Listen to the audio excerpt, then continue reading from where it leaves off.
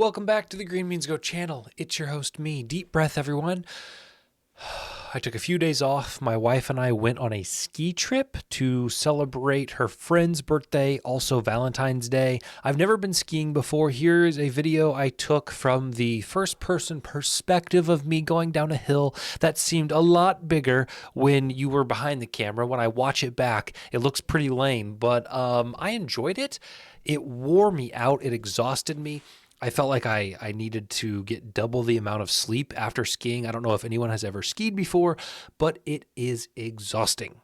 So two of the questions on my Ask Me Anything About Sports Betting video dealt with account priming. The first from Nathan says, I've done lots of ARB betting and have been through several player 2 accounts. What are your thoughts on priming accounts with smaller bets, mainline bets, over-unders, and smaller parlays for several weeks? I'm not quite sure it works that well with all the tracking books do. And another guy named Nate said, if I want to ARB and make plus EV bets, would it be smart to act like a casual bettor playing parlays and regular bets for a bit before switching to ARBing? Or does it even matter how you play when you first open your account, since the books are keeping an eye on your activity throughout your entire account history? The two Nates have very reasonable questions. In the sports betting world, if you are not someone who places parlays and appears to be a recreational bettor, you will probably be limited at some point. Sportsbooks are looking for people who look recreational. And if you talk to any of your friends or coworkers who bet, they probably tell you about how they just missed a huge payout by one leg. Sportsbooks are looking for parlay bettors. But if you are going to bet plus EV lines or just straight bets in general, is there a way to set yourself up for longevity?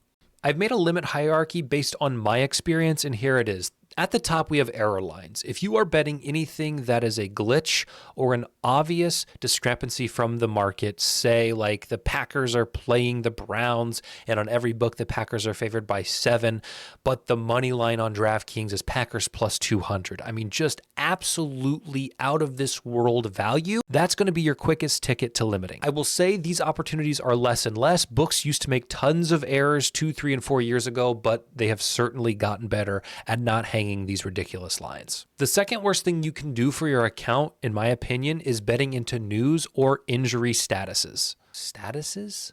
Stati?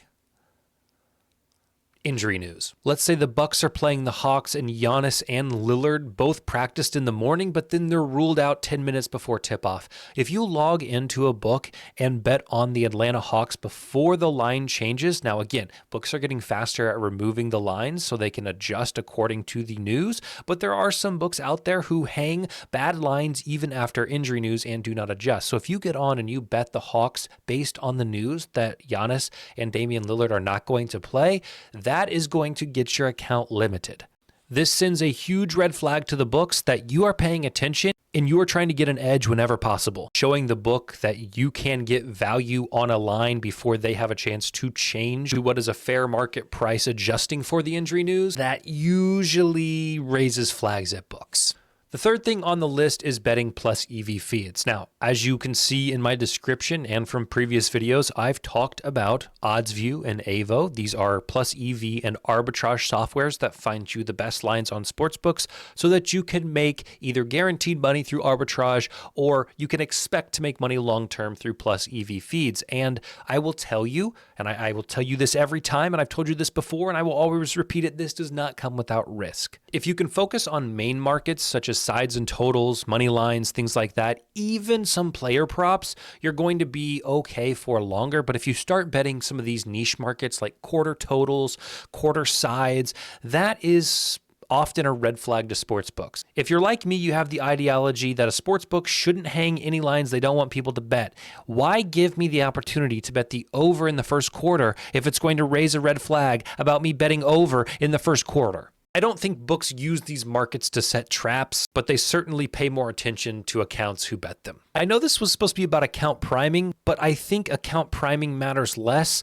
compared to the limit hierarchy that I've put before you. If you can avoid error lines and injury news, and you stick to EV feeds and only bet main market sides, totals, player props, you're going to last longer. And I told you that books like people who bet parlays. It's obviously better if you can take 2 high plus EV lines separately, but if you are concerned about limits, there may be some merit in combining those into a parlay. Your variance is going to be much higher. You're going to lose more bets, but you may last longer on some of these books. I think the moral of the account priming story is you can do all of the things that make you look square to the books. You can bet parlays, you can lose a lot of bets, you can appear to be recreational, but as soon as you do one or two things that tells the books, oh wait, this person knows what he's doing, all of the priming that you've done is going to go out the window.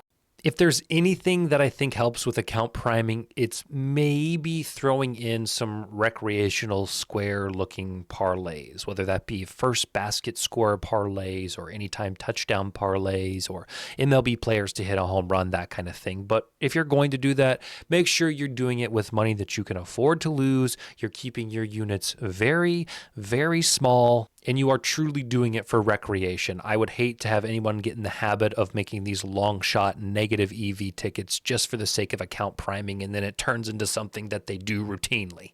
The last thing I'll say is I think books do pay attention to the size of people's units. If you are someone who bets $5 on a parlay and then all of a sudden you're putting down $566 on a first quarter total, that's going to alert books about what kind of bettor you are. So if you are going to bet plus EV and arbitrage, my recommendation at first is to keep your units as low as you feel comfortable. It's a double-edged sword. You bet big units, make a lot of money before you're limited, or you keep them small and try to build steadily and hopefully increase the longevity of your account. Guys, I have no idea if account priming works. I don't know about any of this. The bottom line is you're going to get limited. So my tactic has always been squeeze all the juice out while you can.